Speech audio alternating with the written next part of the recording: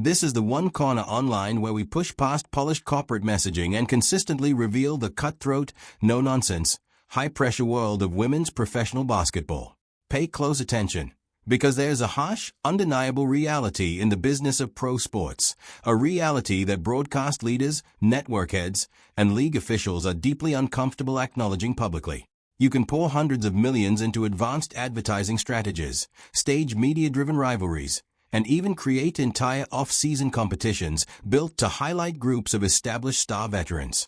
You can deploy the full marketing power of a massive multi-billion-dollar media empire to push a product toward the audience.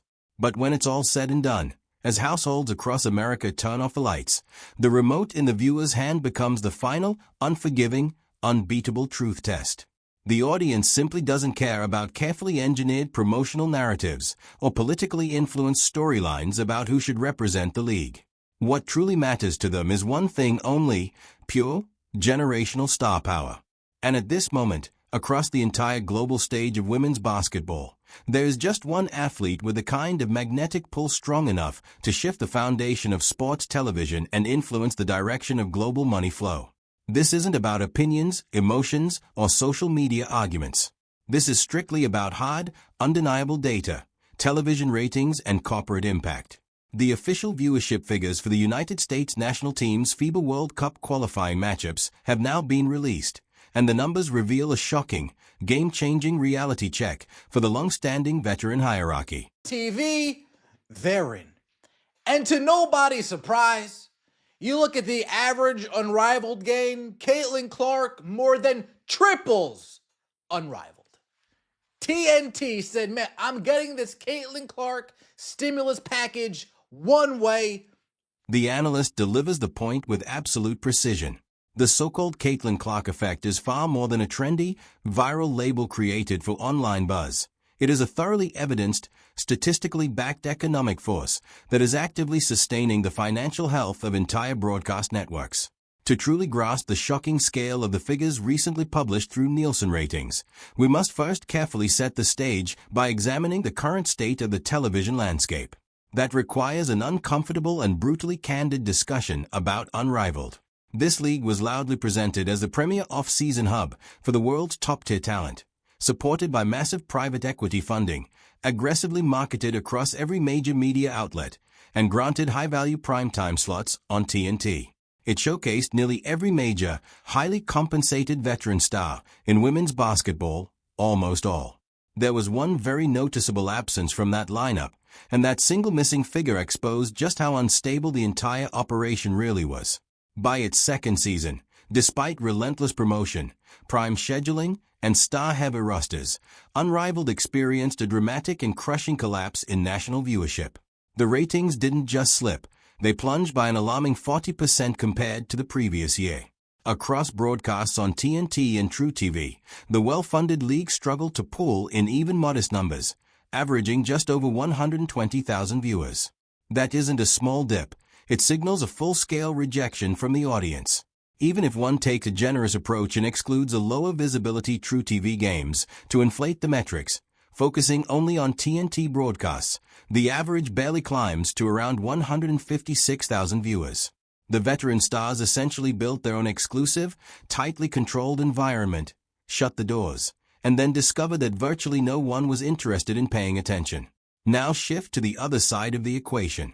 Consider an ordinary Thursday afternoon in mid-March, featuring a FIBA World Cup qualifying matchup against a clearly overmatched opponent. Historically, in the U.S. television market, women's FIBA qualifiers attract minimal attention, drawing mostly hardcore basketball enthusiasts. These games are rarely aired on major networks and receive little to no mainstream promotion. Adding to that, the network holding the rights, truTV, is not known as a premier destination for major live sports. It's more of a secondary channel, typically visited during early March Madness coverage. To make matters worse, TNT Sports only confirmed the deal less than 2 weeks before the tournament began, leaving no time for an extended promotional push, no large-scale campaigns, no Times Square billboards, barely any build-up, and almost no narrative development. The games were quietly placed on a lesser-known channel during working hours, when much of the country wasn't even watching. By every traditional standard of sports media and marketing, this event should have produced extremely low, nearly irrelevant ratings.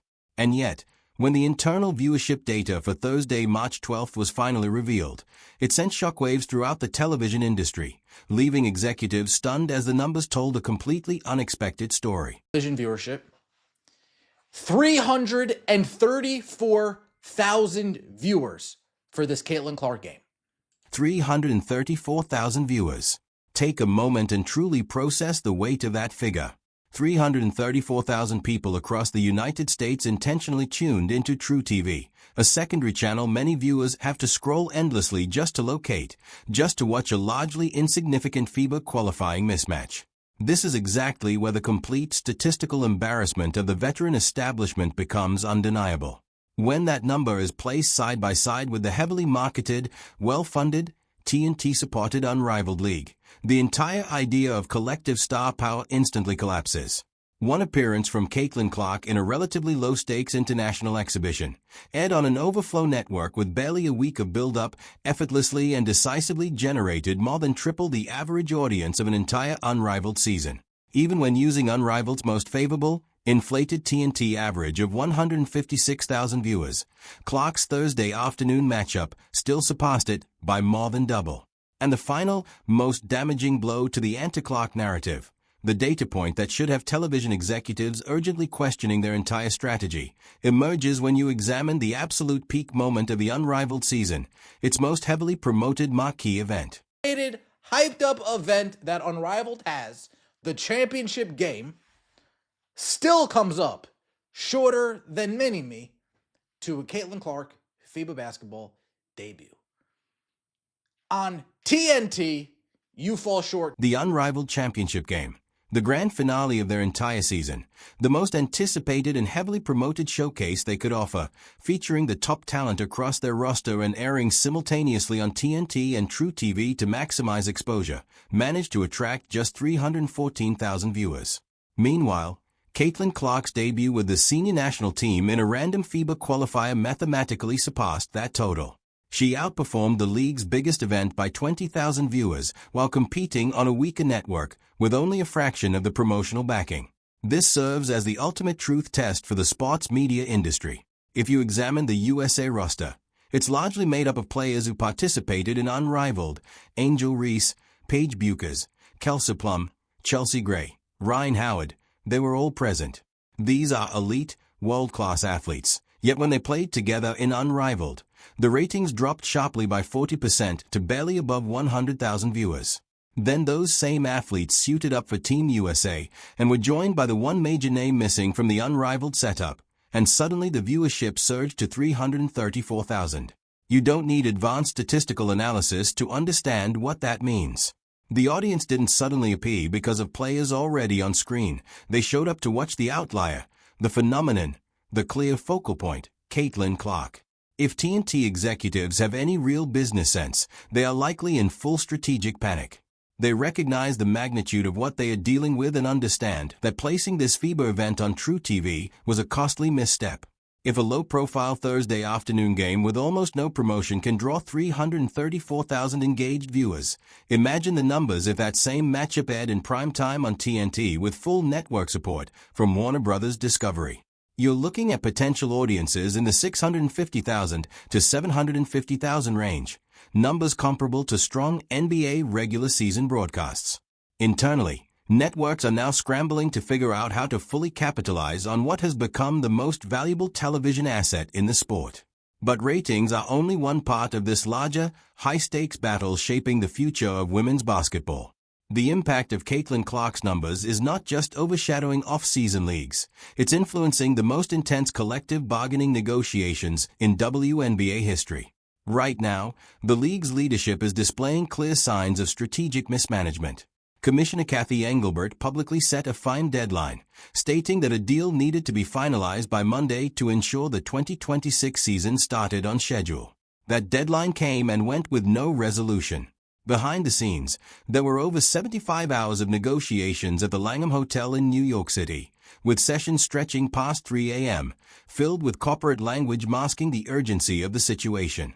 When leadership sets a hard deadline and then fails to enforce it, they weaken their own leverage and signal to the players' union that their demands carry little weight. It also shows the financial world that ownership is deeply afraid of a lockout. And the reason is obvious: they've seen the numbers. They understand that Caitlin Clark represents a massive economic engine, and any disruption to the season, whether delaying the May 8 start or interfering with expansion plans like the Toronto Tempo and Portland Fire, could cost hundreds of millions in momentum.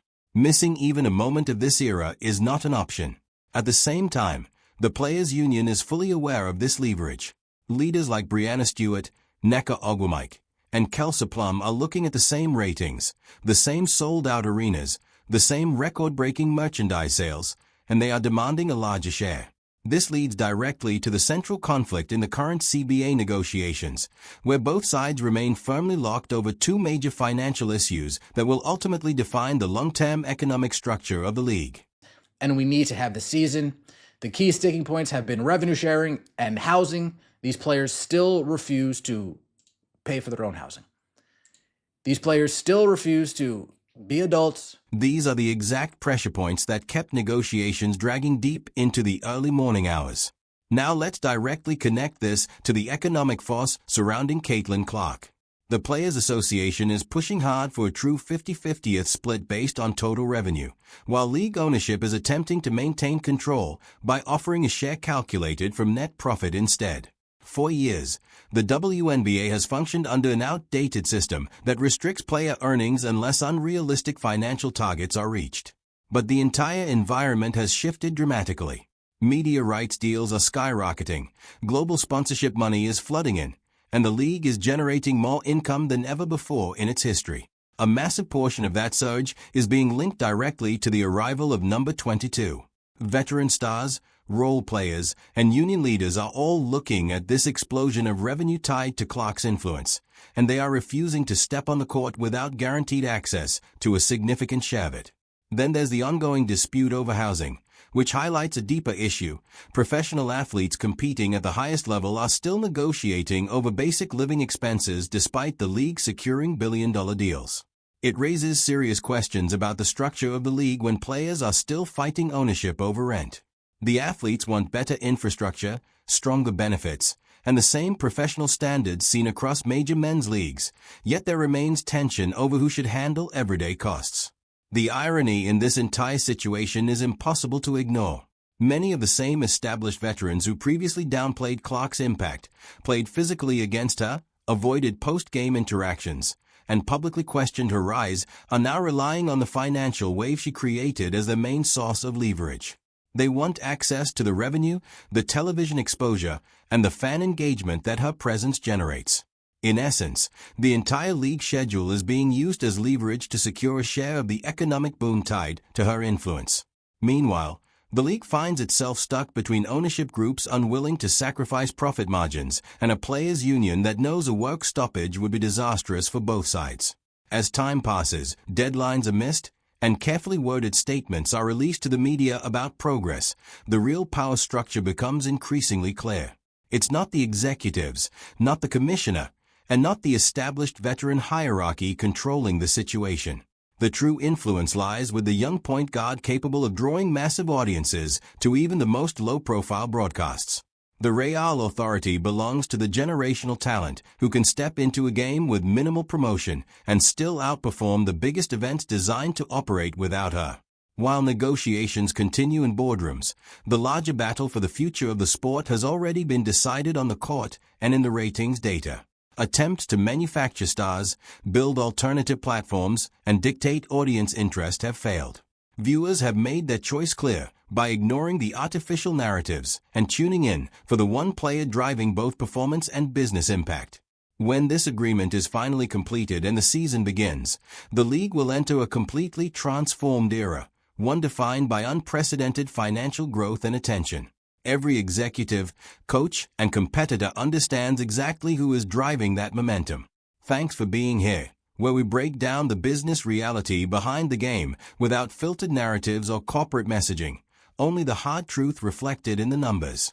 If you want sharp, data-driven basketball analysis, make sure to subscribe, like, and share your thoughts below.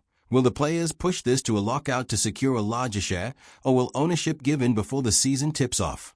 I'll catch you in the next breakdown.